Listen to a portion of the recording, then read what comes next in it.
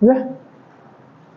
तो उसके पिछले लेक्चर में हम बताए थे कि what is the type of access specifier, लेकिन हम एक चीज़ बतलाना भूल गए थे कि पब्लिक का यूज करेंगे, प्राइवेट का क्या यूज है और प्रोटेक्टेड का क्या यूज है।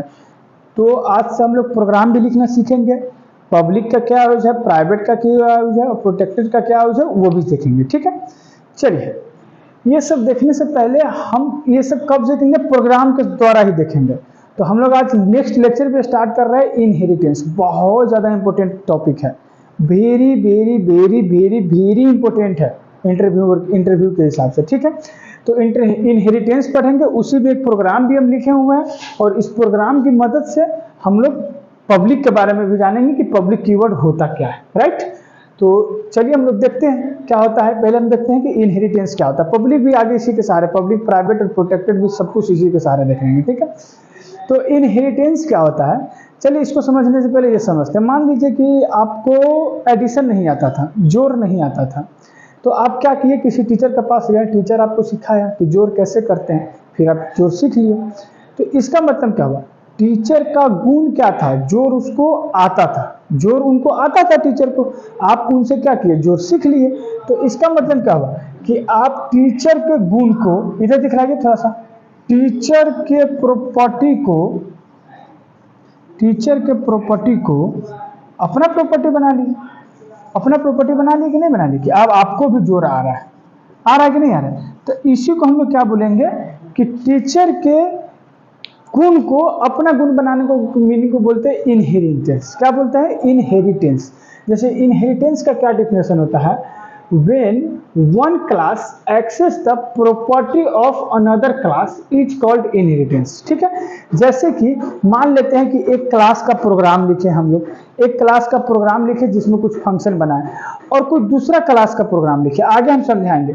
और उस क्लास के प्रोग्राम जो कोई दूसरा क्लास है, जो क्लास ए के प्रोग्राम को क्या क्या एक्सेस कर लिया है, जो भी जितना काम ये कर रहा है ना क्लास से, क्लास बी भी सेम वही काम कर रहा है। क्या कर रहा है, सेम वही काम कर रहा है। सेम वही काम तो क्लास बी कर ही रहा है, इधर दिख लीजिए, क्लास बी तो सेम वही काम कर ही रहा है, साथ में क्लास ए का भी वो काम कर रहा है। क्लास बी दो वर्क कर रहा है, एक काम वो अपना वर्क तो कर ही रहा है, दूसरा क्या कर रहा है, क्लास बी का भी वो काम कर रहा है। तो इसी को हम लोग क्या, क्लास बी क्या कर रहा है, क्लास ए का भी काम कर रहा है और क्लास बी अपना काम भी कर रहा है। तो इसके लिए हम क्या बोलेंगे, क्लास बी क्लास ए को इनहेरिट कर रहा है। इनहेरिट का मतलब उसके गुण को अपना लिया। तो सिंपल सी कहानी है, इनहेरिट का मतलब यही होता है कि किसी के दूसरे के गुण को अपना गुण बनाने वाला। जो दूसरा कोई काम कर सकता है वो गुण हम भी कर सकते हैं।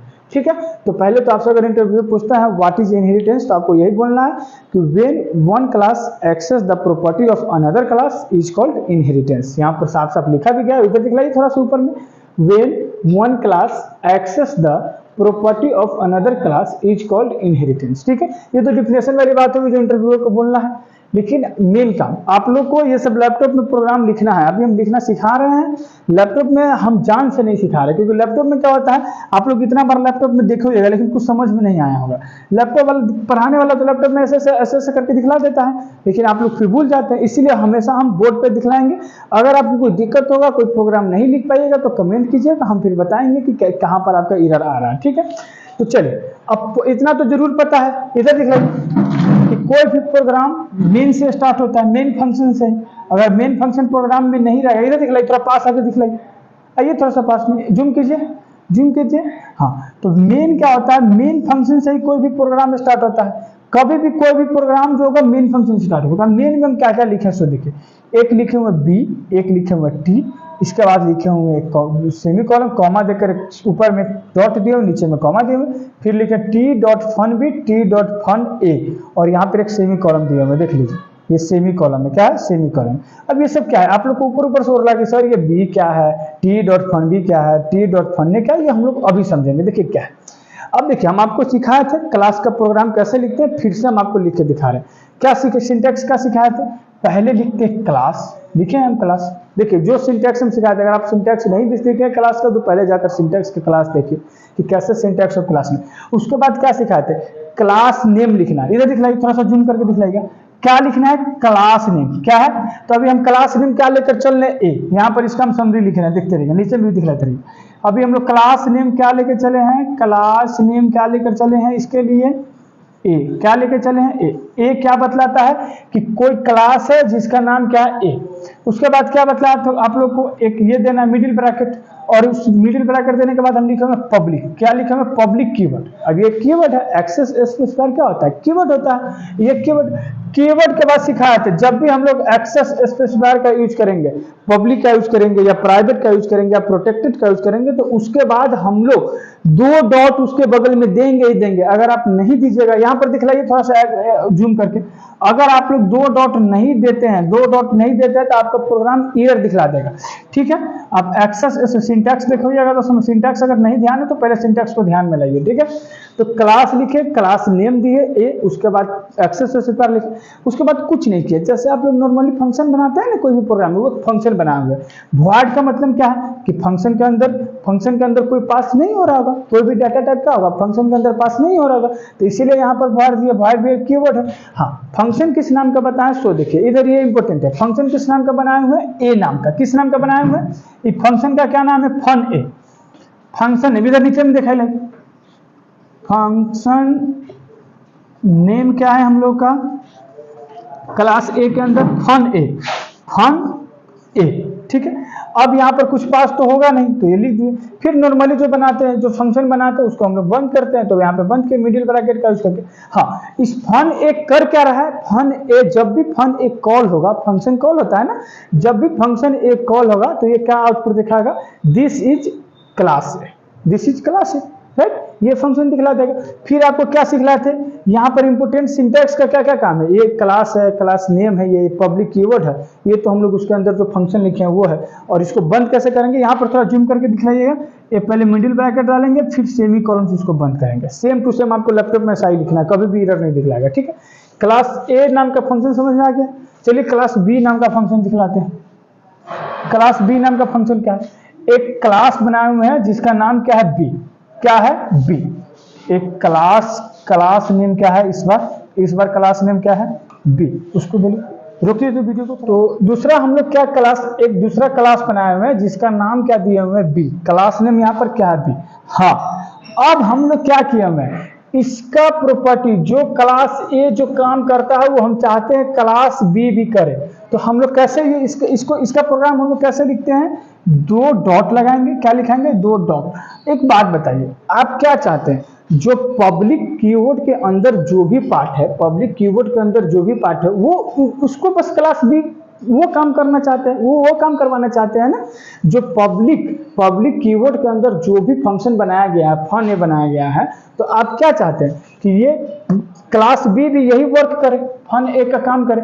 इसीलिए हम लोग लिखे हुए हैं कि पब्लिक ए, क्या लिखे हुए हैं, पब्लिक ए। इसका पब्लिक ए क्या करेगा, पब्लिक ए ये करेगा कि क्लास ए के अंदर, फिर से सुनिएगा, ध्यान से सुनिएगा, इधर दिख रहा है थोड़ा सा, क्लास ए के अंदर जो पब्लिक कीवर्ड का जो भी पार्ट है वो क्लास बी भी के पास पहुंच गया। इस लाइन का क्या मतलब है, फिर से समझिए, 2 डॉट, इसके बाद लिखे हुए पब्लिक है, 2 डॉट और पब्लिक है लिखे हुए ना, 2 डॉट लिखा है, क्लास बी के बाद क्या लिखा है, 2 डॉट और पब्लिक है। इसका क्या मतलब, अच्छे से समझ लीजिए इसका क्या मतलब है। इसका मतलब बस यही है कि क्लास ए के अंदर पब्लिक कीवर्ड, क्लास ए में पब्लिक कीवर्ड के अंदर जो भी फंक्शन लिखा गया होगा, जो भी वर्क किया गया होगा, सब किसमें कॉपी हो गया, क्लास बी में। किसमें कॉपी होगा, कॉपी होने का काम कर रहा है। किसका काम कर रहा है, कॉपी होने का काम कर रहा है, तो कॉपी हो गया।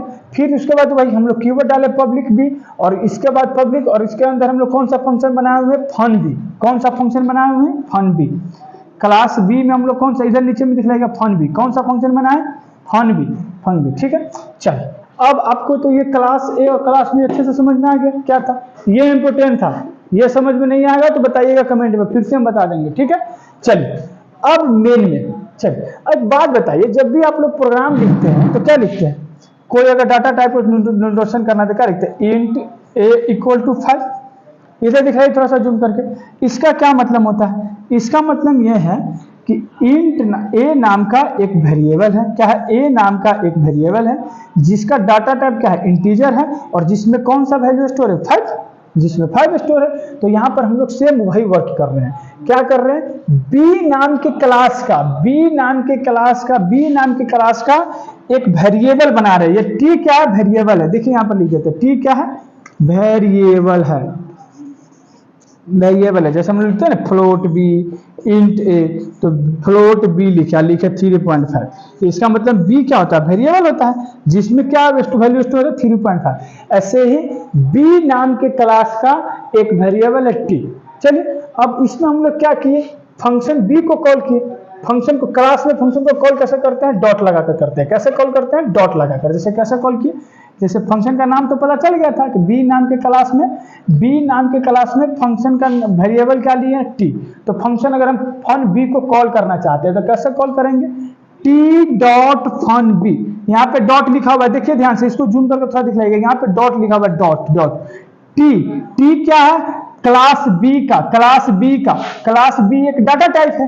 डाटा टाइप बी का क्लास बी एक डाटा टाइप है, जिसमें क्या हम बताए थे ना, क्लास क्या है, व्हाट इज क्लास की डिफिनेशन क्या होती है, it is a user defined data type.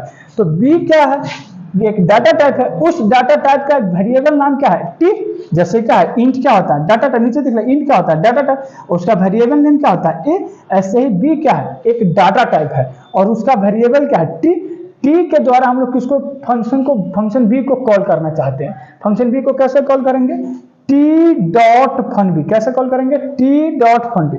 जब ये फंक्शन को कॉल कीजिएगा तो आपको आउटपुट क्या दिखलाएगा, यहाँ पर आउटपुट लिख देते हैं। यहाँ पे आउटपुट आप लोग को क्या दिखलाएगा कि ये फंक्शन बी के अंदर क्या लिखा हुआ है, this is a class B. तो यहाँ लिखेगा, क्या दिखाएगा, देखिए दिस इज क्लास बी। ठीक है, चलिए इसके नीचे और लिखा हुआ टी डॉट फन ए। अब यहाँ पे एक इंपोर्टेंट क्वेश्चन एराइज होता है, ये बहुत इंपॉर्टेंट बात है, इसको अच्छे से समझ लीजिएगा, पूरा प्रोग्राम समझ में आ जाएगा क्या हम लिखे थे। ये क्या लिखा हुआ है, टी डॉट फन ए। टी डॉट फन ए, इसका क्या मतलब, देखिए टी जो वेरिएबल है वो किस डाटा टाइप का है, बी डाटा टाइप का है।